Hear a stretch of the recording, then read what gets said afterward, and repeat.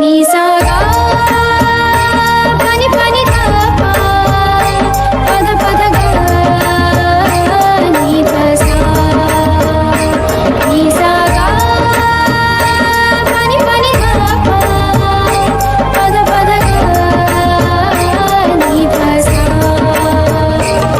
ही गाथा अस्तित्वाची शौर्याची पराक्रमाची ही गाथा अस्तित्वाची शौर्याची पराक्रमाची या मातीमधल्या कणाकणातील मौल्यवान रत्नांची या मातीमधल्या कणाकणातील मौल्यवान रत्नांची कर्तृत्व इथे गगनाला भिडे परिमोल जाणून घेऊ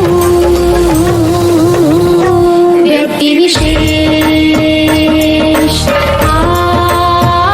नमस्कार. Radio MPSC Guru spreading the knowledge powered by Spectrum अकॅडमीमध्ये मी प्रिया तुम्हा सगळ्यांचं स्वागत करते.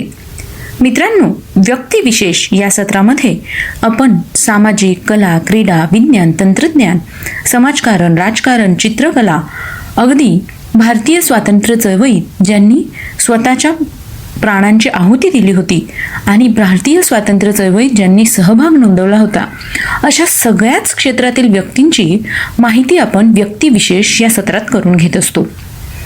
अशा व्यक्ती ज्यांनी इतिहासात स्वतःचं नाव सुवर्ण अक्षरांनी कोरलं आहे, त्यांच्या जन्मदिवसानिमित्त किंवा त्यांच्या स्मृतिदिनानिमित्त आपण त्यांचा जीवन परिचय करून घेत असतो.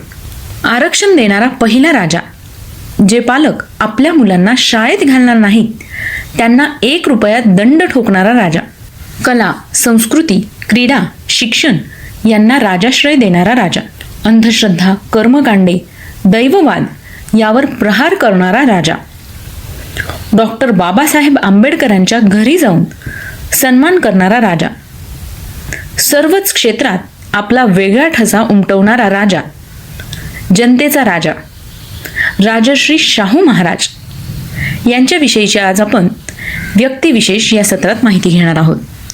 चला तर मग ऐकूया राजश्री शाहू महाराज यांच्याविषयीची माहिती. शाहू भोसले म्हणजेच छत्रपती शाहू महाराज उर्फ राजश्री शाहू महाराज, कोल्हापूरचे शाहू व चौथे शाहू आणि रयतेचा राजा या नावाने प्रसिद्ध असणारे भारतीय समाजसुधारक व कोल्हापूर संस्थानाचे छत्रपती शाहू महाराज यांचा जन्म 26 जून 1874 रोजी झाला. ब्रिटिश राज्यसत्तेच्या काळामध्ये सामान्य जनतेला न्याय मिळवून देण्यासाठी व बहुजन समाजाच्या सामाजिक उन्नतीसाठी या काळामध्ये शाहू राजांनी प्रयत्न केले. सामाजिक परिवर्तनाला गती प्राप्त करून दिली. सनातनी वर्गाच्या विरोधाला न जुमानता त्यांनी दलित, मागासवर्गीय समाजाच्या विकासासाठी महत्त्वाची भूमिका बजावली. महाराजांना राजश्री ही पदवी कानपूरच्या कुर्मी समाजाने दिली. महाराष्ट्राला 3 प्रमुख समाजसुधारकांचा वैचारिक वारसा लाभला असल्यामुळे या राज्यास फुले शाहू आंबेडकरांचा महाराष्ट्र असं म्हटलं जातं. या जनतेच्या राजाविषयीची माहिती आणि त्यांचं जीवनकार्य, समाजकार्य याविषयीची माहिती आता आपण ऐकूया. शाहू महाराजांचा जन्म 26 जून 1874 रोजी कागल येथील घाटगे घराण्यात झाला. त्यांचे मूळ नाव यशवंत, त्यांच्या वडिलांचे नाव जयसिंगराव तर आईचे नाव राधाबाई होते. कोल्हापूर संस्थानाचे राजे चौथे शिवाजी महाराज यांच्या मृत्यूनंतर त्यांच्या पत्नी आनंदीबाई यांनी 17 मार्च 1884 रोजी यशवंतरावांना दत्तक घेतले व शाहू हे नाव ठेवले. 1889 ते 1893 या 4 वर्षांच्या कालखंडात धारवाड येथे शाहू महाराजांचा शैक्षणिक आणि शारीरिक विकास झाला. शिक्षण चालू असतानाच 1 एप्रिल 1891 रोजी बडोद्याच्या गुणाजीराव खानविलकर यांच्या लक्ष्मीबाई या मुलीशी शाहू महाराज विवाहबद्ध झाले. यावेळी त्यांचे वय 17 वर्षांचे होते आणि लक्ष्मीबाईंचं वय 12 वर्षांहून कमी होतं. 2 एप्रिल 1894 रोजी त्यांचा राज्यारोहण समारंभ झाला. राज्याभिषेक झाल्यानंतर 1922 सालापर्यंत म्हणजे 28 वर्ष ते कोल्हापूर संस्थानाचे राजे होते. शाहू महाराज यांच्या कार्याविषयीची आता आपण माहिती घेऊया. शाहू महाराजांनी बहुजन समाजात शिक्षण प्रसार करण्यावर विशेष भर दिला. त्यांनी कोल्हापूर संस्थानात प्राथमिक शिक्षण सक्तीचे व मोफत केले. स्त्री शिक्षणाचा प्रसार व्हावा म्हणून त्यांनी राजाज्ञा काढली. अस्पृश्यता नष्ट करण्याच्या दृष्टीने त्यांनी 1919 साली सवर्ण व अस्पृश्यांच्या वेगळ्या शाळा भरवण्याची पद्धत बंद केली.